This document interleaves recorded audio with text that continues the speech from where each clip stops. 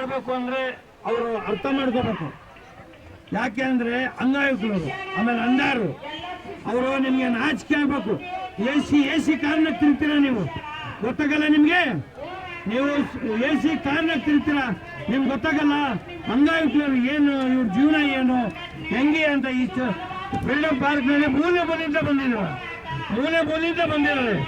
ಇಲ್ಲಿ ಬೆಳಗಾವಿ, ಗುಲ್ಬರ್ಗ, ಹಾವೇರಿ, ರಾಣಿಬೆನ್ನೂರು, ದಾವಣಗೆರೆ, ದುರ್ಗ, ಆಮೇಲೆ ರಾಯಚೂರು, ಬೆಳಗಾವಿ, ಕೊಪ್ಪಳ ಎಲ್ಲ ಇಲ್ಲಿ ಮೂಲೆಯಿಂದ ಬಂದಿದ್ದಾರೆ.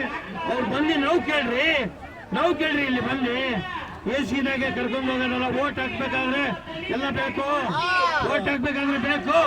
ಇವ್ರಿಗೆ ಸಹಾಯ ಮಾಡೋದು ಬೇಕು, ಬೇಕೇ ಬೇಕು. ಎಲ್ಲಿ ತನಕ ಹೋರಾಟ,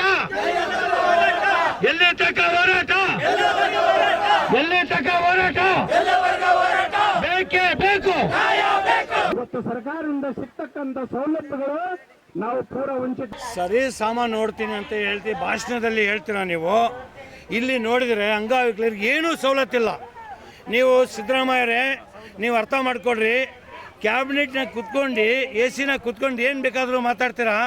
ಓಟ್ ತಗೋಬೇಕಾದ್ರೆ ಒಂದು, ಓಟ್ ತಗೊಂಡಿದ ಮೇಲೆ ಒಂದು, ಮಿನಿಸ್ಟರ್ ಆದಮೇಲೆ ಒಂದು, ಅವೆಲ್ಲ ನೋಡ್ರಿ ಪಾಠ ಕಲಿಸ್ಬೇಕಾಗ್ತದೆ ಮುಂದಿನ ದಿನ.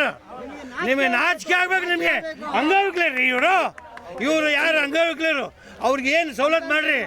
ಏನು ಸುಮ್ಮನೆ ಬಸ್ ಫ್ರೀ ಮಾಡ್ತೀವಿ ಅಂತೇಳಿ ಮಾಡೋದು, ಅವೆಲ್ಲ ಬೇರೆ ಸವಲತ್ತು ಕೊಡಬೇಡ್ರಿ. ಯಾರು ಕೇಳ್ತಾ ಇಲ್ಲ. ಅಂಗವಿಕಲರಿಗೆ ಸವಲತ್ತು ಮಾಡ್ರಿ.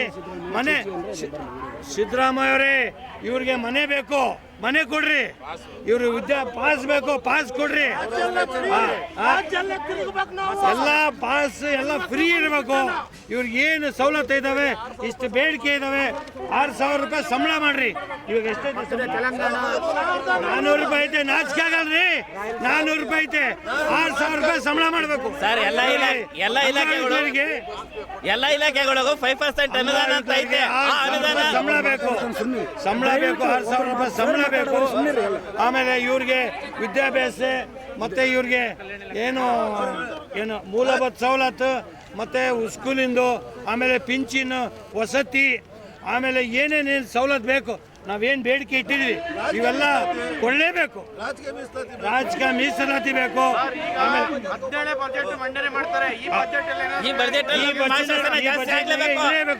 ಈ ಬಜೆಟ್ನಾಗೆ ಇಲ್ಲ ಅಂದ್ರೆ ಉಗ್ರ ಹೋರಾಟ ಮಾಡ್ತೀವಿ.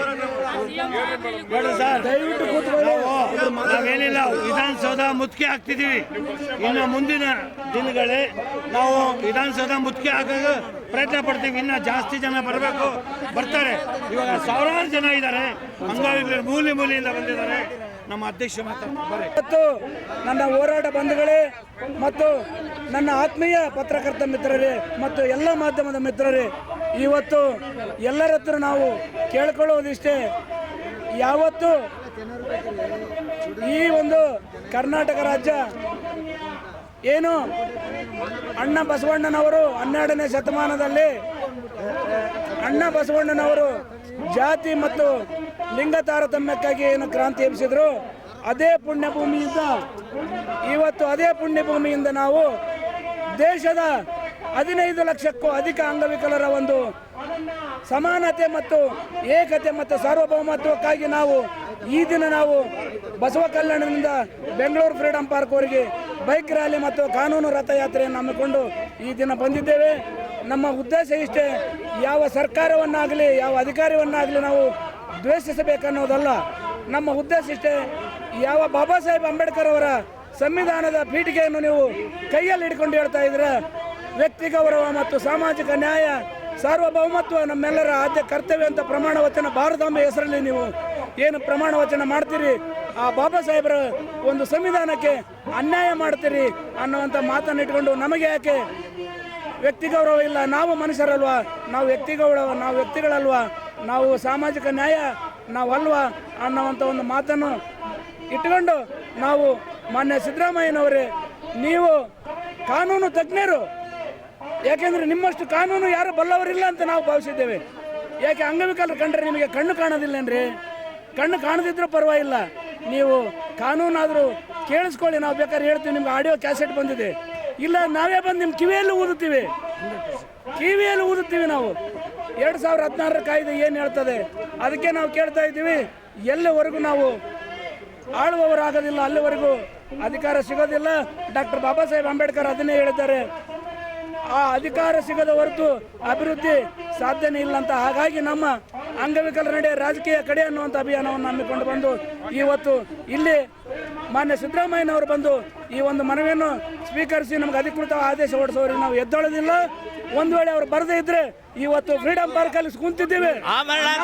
ಬೇಕು, ಬೇಕೇ ಬೇಕು, ಬೇಕೇ ಬೇಕು. ಎಲ್ಲಿ ತನಕ ಹೋರಾಟ, ಎಲ್ಲಿ ತನಕ ಹೋರಾಟ, ಎಲ್ಲಿ ತನಕ ಹೋರಾಟ.